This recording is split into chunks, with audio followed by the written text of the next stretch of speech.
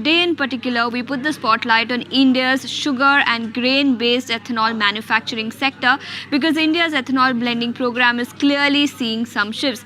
Let's put it into numbers for you. Remember earlier, India's ethanol blending program was dominated by sugar cane-based ethanol manufacturing, but the trend is now clearly changing and now grain-based ethanol manufacturers are taking the lead. In fact, as a percentage of total ethanol manufactured in India, nearly 70% now comes from grain-based manufacturing versus 27% earlier.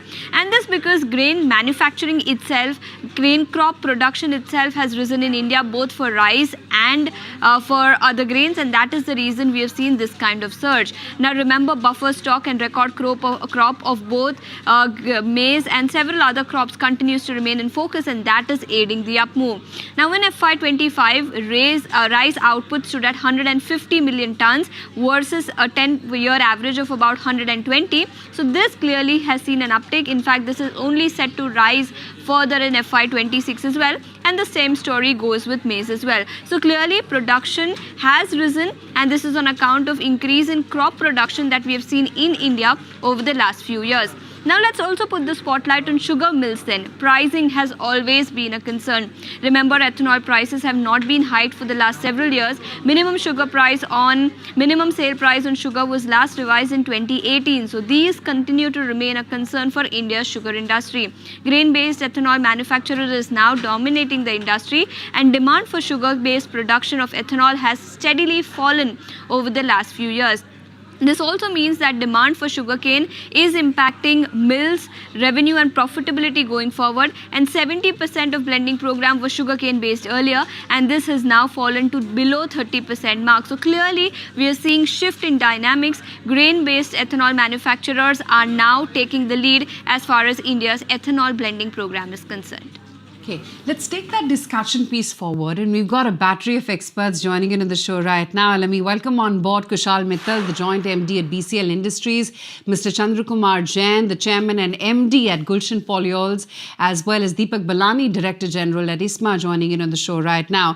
Mr. Jain, if I could start off the discussion with you first, because seems like the tide is finally turning for grain-based ethanol manufacturers, with both rice and maize production at record high in FY25 and set to rise even further for the next fiscal. Is the industry dynamics now turning in your favor? Thank you for having me here. You see, the grain ethanol is purely a government of India's proposal. They gave us an opportunity for rural development, for rural employment. You know, sugarcane farmers are far better than grain farmers, especially coarse grain farmers. So government has decided that the grain should give a importance, and grain farmers' income should increase. So they found out the way that the ethanol from grain is the way to develop the grain farmers who are marginal farmers. So those farmers are being really benefited out of the ethanol program. You know, this grain ethanol has only one product, that is ethanol. And another is DDGS, which is going to the cattle feed, and that is high protein value addition to the cattle feed manufacturers. So these are the two things. So it's purely a government program, and we as an investor contributed to it, and we made to the greatest success that we have reached to the 70%. Right now, the capacity of the grain ethanol manufacturers have been established, which can cater 27-30% of the blending requirement together with the sugarcane. Both can cater to that requirement by this year end. These are I can say that there was a hiccups for last 2 years when the surplus FCI rice was not given to the ethanol industry, but that has also been put into the line. You know, as you have rightly shown, 150 rice is rising by 30%, and maize is rising by 35%. So these are our capability of our farmers. They got the opportunity to supply. They got the opportunity that there is a buyer. So they increase the production. They increase their productivity. They increase the quality of their grain. All those things has happened only because of the grain, ethanol. And all the ethanol units have been set up in the rural areas. It is another development of rural areas together with the sugar mills. Sugar mill is a one slot, and this grain industry is developing the grain farmers. Grains ethanol is developing grain farmers, Sure. which is also important for India to do it. Right. Right. Kushal, I want to get your thoughts in here because reports are suggesting that grain-based ethanol production is now dominating the market while demand for cane-based, ethanol has actually weakened. As a percentage of total ethanol production, how much does grain-based contribute now at an industry level? And is this really expected to rise further? Good morning. Thank you for having me. Firstly, I'd like to make a statement. I don't look at this as a competition between grain and sugar. See, both raw materials are required for India to meet its blending targets and for India to be self-sufficient in terms of its energy needs. And also it caters to different farmers. Farmers who are used to growing sugarcane will continue to do so. You see the problem that India is currently facing is that we're sitting on a buffer stock of grains. Rice stock is at 4 times the buffer requirement.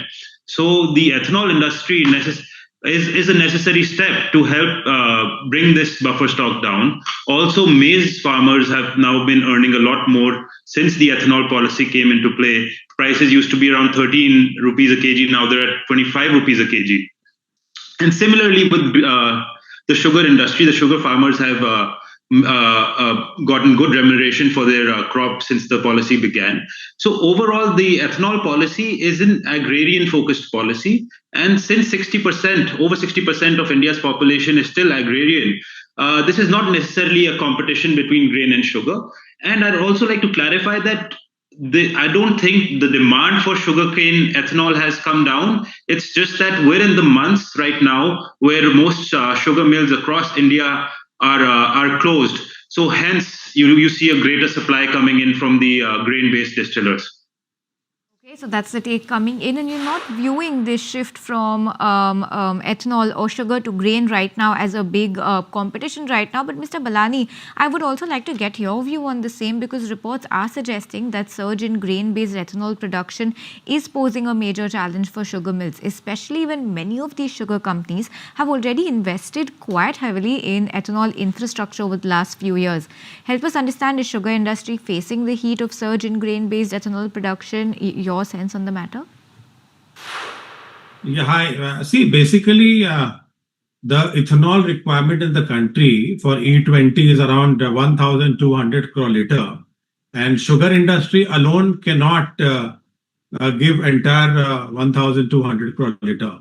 So it has to be both sugar and the grain, and the capacity of sugar industry today is almost 900 crore liter, and it can easily give around 650 to 700 crore liter. Having said that, the balance has to come from grain sector. But what we have actually seen, because of the higher maize ethanol price, which is almost 72 rupees in comparison to the juice ethanol price, which is around 65 rupees, we have seen that the maize ethanol has increased, which has perhaps created some kind of a distortion, because as you all know, the disproportionate maize push has also reduced oil seed acreage, which has actually worsened the edible oil imports and also to some extent neutralized the forex savings from ethanol blending. And as far as the water use is concerned, the Department of Agriculture on record has confirmed that maize perhaps needs almost 25% more water than sugarcane in terms of ethanol yield. So having said that, I believe there has to be a balance between sugar and grain. And going forward in 25-26, we are expecting that the sugar industry will at least get an allocation of almost 475 crore liter, since we have a very good season going ahead. All right, but along with that, Mr. Jain, you did talk about the demand, the production, and the pricing scenario. But how has the tendering been with respect to the OMCs? How has the prices for the OMCs changed for the grain-based ethanol versus the cane-based, and what factors could be at play? You see, if you really see the entire ethanol policy, there are six prices, and the government is so intelligent. He decided the prices based on the feedstock. It is wrong to say that maize price is higher than anything else. You see, they have worked it out which crop or which segment of sugar cane gives what costing. So they have got six prices, not one or two. So we have to keep in mind that there are six prices. And according to that, according to their viability, according to their cost of production, these six prices go together. And they look forward for the average. You cannot say 72 is high and 65 is low. 65 is, government has decided what is 65, what is 72. We have nothing to say on that. As far as you are saying, tendering is concerned, you know, as Mr. Balani has rightly said, their requirement would be, and 20% will be 1,200 crores.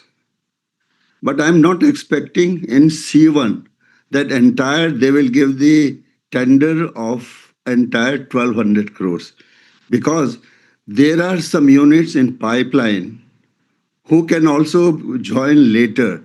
So they will keep the margin for that. So I'm expecting somewhere between this C1 tender, which is expected any day or next week, between 1,000 to 1,100 crore liters. And they will keep some buffer for future tendering so that new units can also come. You see, this was a movement, ethanol is a movement, and grain ethanol is especially driven by the government policies. Sugarcane ethanol was available since 2003. You please take note of it. It was giving only up till 2014, it was giving only 1.5%. It was giving only 1.5% blending.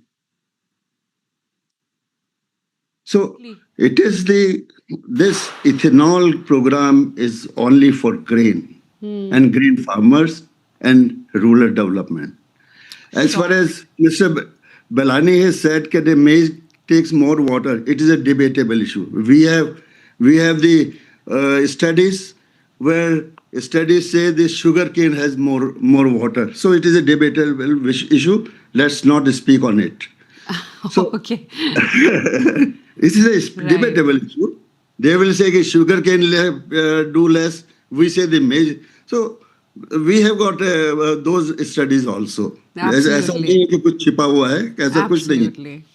Yes. Yeah, absolutely. Sugar is as thirsty a crop. But Mr. Balani, are sugar mills producing less ethanol because of unviable prices? You think that's, another reason? See, this year, if you talk about 24-25, yes, that is a fact, that because there has been no price correction in spite of the FRP, which has gone up from 305 to 355, which is almost 16.5% since 22-23. There has been some difficulty faced by the sugar mills. And perhaps in this current season, we have seen that the diversion has been less than expected because of the non-correction of the prices. Okay, so that's the take coming in. And Mr. Mittal also help us understand the surge in feedstock crop for both maize and rice. They've ensured prices remain under pressure. And has that thereby aided margins for grain-based ethanol manufacturers? Anything on the financials? See, I'd like to firstly clarify on one of the statements that was made by Mr. Belani, that maize is taking the area of oilseeds. See, the farmer will grow whatever gets them the best price for their crop, right? Since India has now allowed, has now reduced the import duty, for many years, this shift from oilseeds toward other crops is a phenomenon that's 20 years old. It's been happening for the past 2 decades. So why are we against the farmer earning more by growing a crop that earns them more money? Maize is a crop that can be grown throughout the nation at any given at different points of time. And again, I would like to clarify that of course it's a debatable issue that maize is not as water guzzling as a sugar crop. And see, India is currently sitting on a buffer stock of rice that's lying with FCI. Now, what can you do with that rice? There's a certain amount that goes to PDS. Very little amount is exported. Ethanol industry, of course, gives a very good use for that rice. And secondly, more than the rice, maize now dominates the market, and maize prices have increased significantly. And when the agrarian economy is doing well, India is doing well entirely. Indeed, but Mr. Balani, we are seeing a lot of debate around the ethanol blending and that E20 blended ethanol petrol that is impacting the engines. What are your thoughts on the ongoing debate around this?